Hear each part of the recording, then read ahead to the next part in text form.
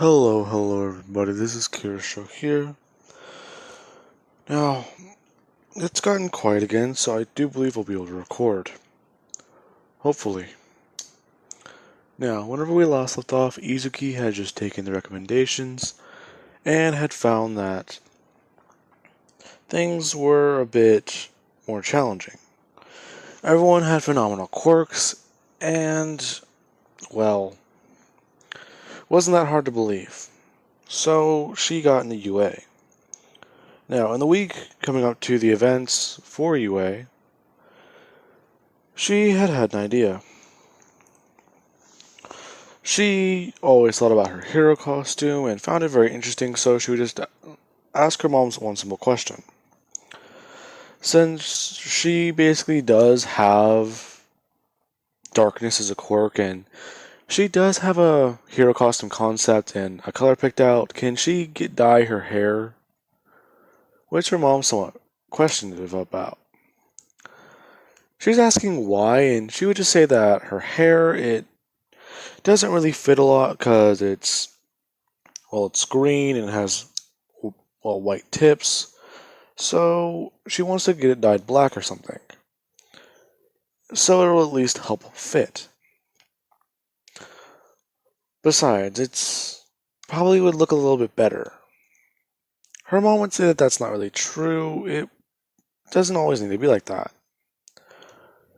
She would then look over a couple concepts about her hero costume, finding that she has just have a dark cloak and everything else about it.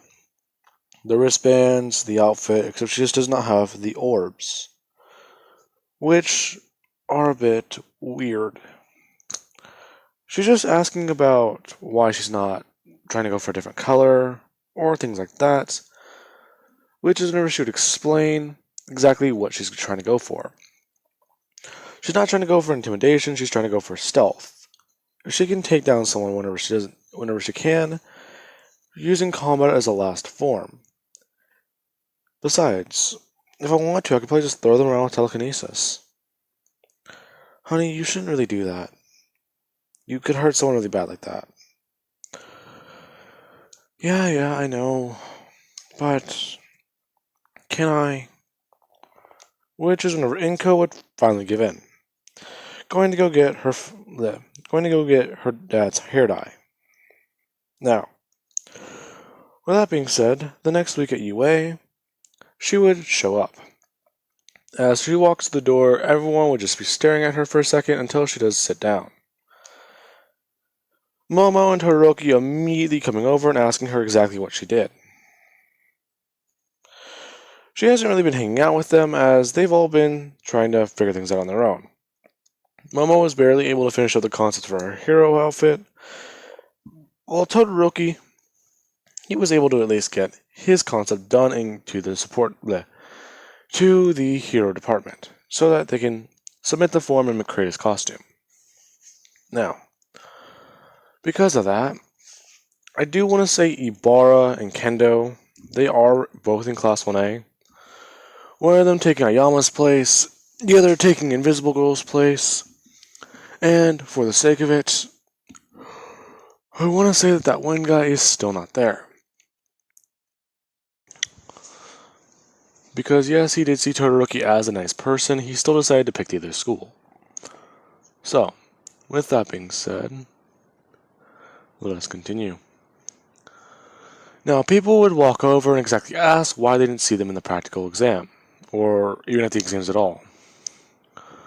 They would have to explain that they took the recommendations, and in fact, they were quite good. Now, this is whenever she would be asked about her quirk, and she would show it off. As she does one simple thing. She holds up her hand and immediately just creates a small bird. Everyone is watching her as she just immediately just lets it fly out of her hand and it goes all around the room. Everyone is staring as Tokoyami would just ask one question. So, you have a emitter quirk, or what is that? Huh? I'm sorry? Well, it's just as Dark Shadow would appear. She's a bit confused about what that thing is, as he would go over saying that Dark Shadow is his quirk. He's basically possessed by it, albeit not fun. Now, Bakugo would finally speak up, saying that if that's all her quirk does, then how'd she even get in UA? She would have to just say she's Trigon's daughter and explain that her quirk is very powerful. Which is whenever Aizawa would cut them all off, saying that they are going to be doing a physical test. Now, Meta still being in Class 1A, he does not. Well, he's having a bit more of a drooling contest. Because there's far more girls in here than he's ever imagined. Now, whenever they do go to the locker rooms to get changed, everyone is a bit curious, because all the girls in the locker room do see that Momo and Uzuki are actually very muscular. In fact, one of them asking about Uzuki and Momo, and Jiro immediately pointing out the hole in the wall.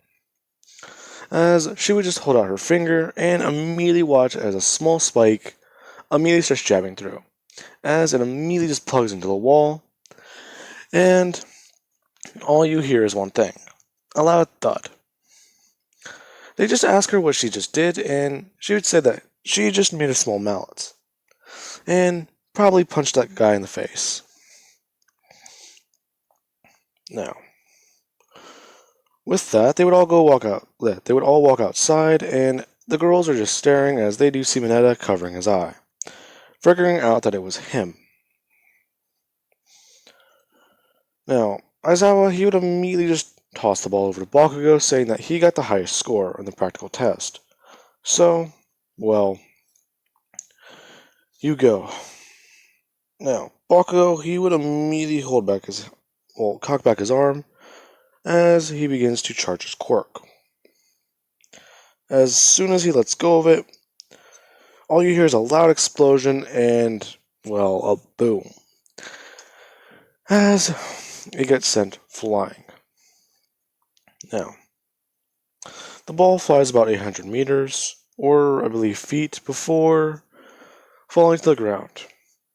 The ball is then handed to Uzuki, as she is told to throw the ball too. Just because you got here on the recommendations doesn't mean you're going to stay in this class. If you do not prove to be the strongest, then you're out. As she would just immediately hold up the ball in her hand, it floating above her. As she immediately just moves her hand forward, it just streaks across the sky. It would go an untold number of distance, because as soon as it got out of her area of reach in the town, it just carried the momentum. So she would be considered to have infinite, because she tried going for distance instead of going up, eventually hitting the skyline and sending it to space. Now, with the next couple events, for the 50-meter dash, Uzuki just flies straight forward, beating Ida, which everyone's in shock by. Now, the rest of this would go a bit differently, with Uzuki and Bakugo somewhat getting better positions, or Uzuki getting better places, if not around first with her quirk, Momo getting pretty good, and Todoroki doing very well. Because I do believe Bakugo, besides those three, he got a pretty good score. Now, the heroes versus villains. For the heroes versus villains, everyone is walking out and they're comparing their hero costumes. Well, Mineta got expelled as usual in my what ifs, and Shinsho got brought in. Now, with that, what happened was, after that, they revealed hero costumes. Now, Uzuki immediately revealed this as her costume, except that she also did have something to cover her legs. If not, she was just in her cloak the whole time. Now, they would be, All Might would be listing off their pairings, as he would just say that this is going to be their challenges. For the heroes versus villains, you must fight one another. Now, All Might, he's trying to figure out who exactly should win, or who exactly should be his successor. So he has one little trick. He would pair up Todoroki and Momo, since those two seem to have very good chemistry, with the stronger person. Now, he would immediately just say that they are going to be the villains, while Uzuki and Bakugo, they are going to be the heroes. Bakugo immediately walking over and just saying that it seems like we'll be teammates. Yeah, well, good thing that I know both of them. Oh, really? So, what's the deal with them? Well, it's just those two. I've been trying to figure out a good way to set those two up. What? Well, yeah, we're all childhood friends, but those two have been crushing on each other since the first time we all met. It's annoying because I'm pretty sure even you could see it. Oh, was that what that awkward tension between them was? Yep. Alright, well, as those who will be walking into the building, do you have a plan? Well, yeah, but first, your quirk's explosions, correct? Yeah. Okay, well, blow out this wall, and as she would immediately just launch her hand forward, immediately encasing the entire room in darkness. Bakugo not being able to see. He'd immediately just ask what's going on, as she would disappear into the shadow. He's kind of confused, asking exactly where they are if they're supposed to be teammates. Which he would immediately look up, hearing her voice, saying that she's using a tactic she's learned. Everyone in the room that is observing this battle is just watching as Bakugo's talking to nothing. Which is whenever Alma would point out that he's not talking to nothing, Uzuki's using her quirk. In fact, she's doing it in a very, complex way, actually. She's not just filling the room with darkness, she's using pre-existing ones, or pre-existing shadows. Now, with that being said, Uzuki, she immediately tells Bakugo to wait for Todoroki. As Todoroki, he is just standing down the hallway, Bakugo would immediately just come running in his direction. As he's doing so, Uzuki is hiding, if not staying behind his shadow. Bakugo being somewhat more, determined, he runs straight through as this Todoroki's blasting with ice, just blowing away explosions. As Uzuki is just flying behind him, and she immediately comes in, socking Todoroki in the face with a ginormous kick. As soon as she kicks him in the face, she somewhat sends him flying as people are watching this. Immediately watching this, she brings up her hands and immediately just throws them outwards, as the shadows immediately produce shackles, basically tying Todoroki in place, as he's trying to break through them. Uzuki would just immediately walk up, saying that Todoroki is not going to win. Bakugo is in shock, thinking that she just pulled that off in a simple move. Yeah, well, I can create things out of darkness. Besides, you need to keep your cool. I can stay cool. As Bakugo immediately shouts this out. Which is whenever she would just walk over, saying, no, you can't. I didn't need some lecture from some dark child. Dark child? You know what I mean. Fucking hell. Anyways, where's the other bastard?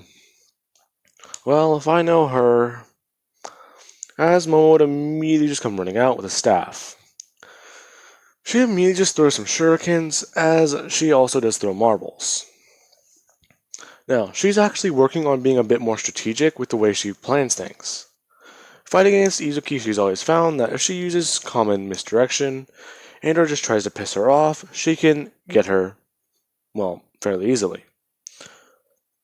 Now, Bakugo is immediately slipping as he does try and blast his way towards Momo, immediately doing so trying to fight her, if not take her down. Momo smashing him across the face, knocking off his mask, as he just immediately looks pissed off and goes to throw another explosion. As he does so, Momo just immediately creates a shield over her arm, and Bakugo is more pissed off.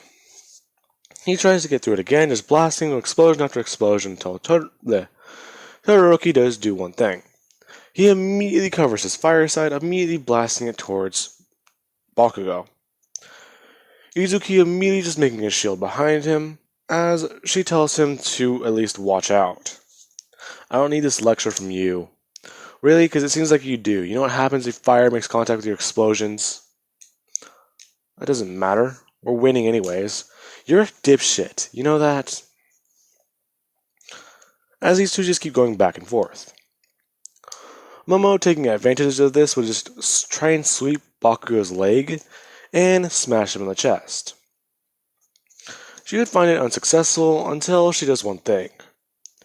Making a bit of a small hammer in her wrist, she immediately just creates it in her hand.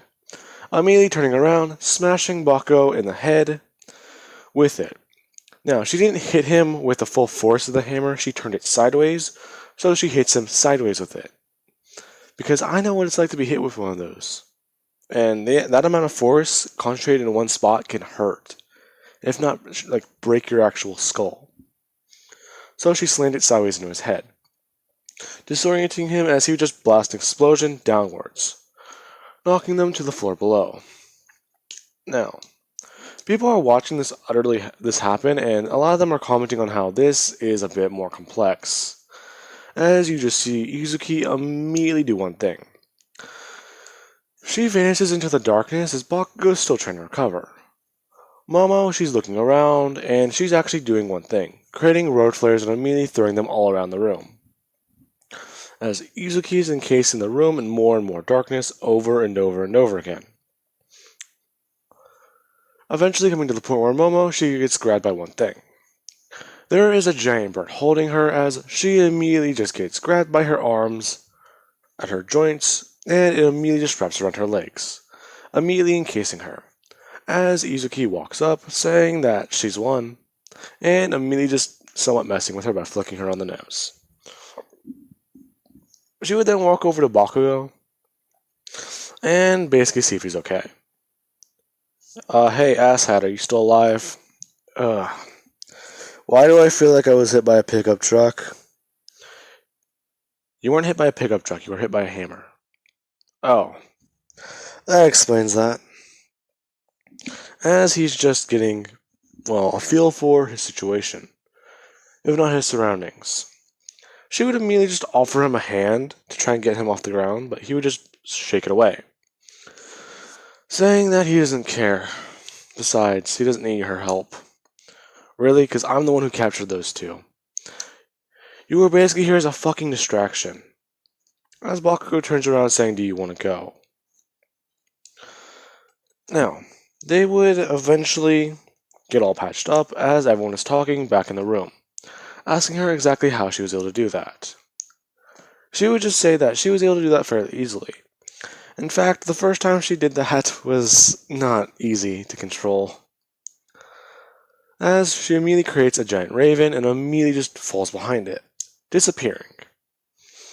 People are wondering where she is, as she's actually moving in the shadow of the room up to the ceiling to the other side of the room, immediately appearing from out of her shadow saying that it's not that hard. Them immediately freaking out, asking if she can teleport. She would just say no, it's just common misdirection. Them somewhat laughing to try and keep their cool. But Bakugo is actually intrigued by her quirk. She's not relying on it or depending on it, but she still does use it. So, why does he feel like she's not supposed to be here? But, before he can even think about that, after the events of today, he would just have one thing happen to him. Bakugo gets pulled aside as All Might does ask one question. Young Bakugo, would you please answer me one question? How would you feel about having another power? Another power? Are you serious? Why would I need another power? Well, You see, young man, I'm... I have a quirk that can be passed down. Now, this quirk, it's a bit more, well, powerful than yours. But if I were to give it to you, you will have your own rapidly increase. Oh, really? Now you have me interested, All Might. Alright, well. You do seem to be properly trained, or at least properly fit to do this. So, I do believe I should be able to just give you the quirk, but we are going to have to be doing some training before I at least do that. Yes, I do believe it shouldn't take very long, as All Might would take Bakugo to a gym nearby to work out. Now, with that being said, that is going to be where I leave this episode off, guys. I do hope you enjoyed the video, and have an amazing day. I will record again when it is quiet in this stupid house. Alright, goodbye, guys.